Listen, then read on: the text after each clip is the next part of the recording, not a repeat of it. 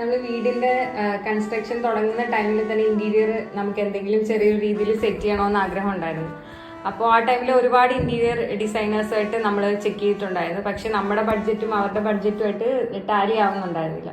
അങ്ങനെയാണ് എൻ്റെ brother suggest ചെയ്തത്. അവനും ഇൻസ്റ്റഗ്രാം വഴി ആണ് ലൈവ് ഇന്റീരിയേഴ്സിനെ കാണുന്നതും പിന്നെ നമ്മുടെ ഓരോ കൺസെപ്റ്റും അവരുടെ കൺസെപ്റ്റും എല്ലാം കൂടെ മാച്ച് ആയിട്ട് വന്നിട്ടാണ് നമുക്ക് ഇത്രയും മനോഹരമായിട്ട് നമുക്ക് വീട് സെറ്റ് ആയിട്ടിരിക്കുന്നത്.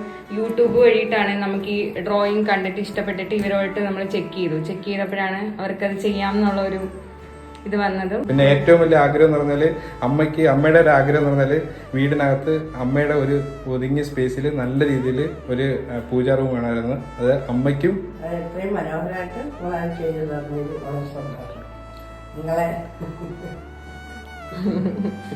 നിങ്ങൾക്ക് ഇനി നല്ല ഉയർച്ചകളും എല്ലാം വരട്ടെ എന്ന് നമ്മൾ ദൈവത്തോട് പ്രാർത്ഥിക്കുന്നു.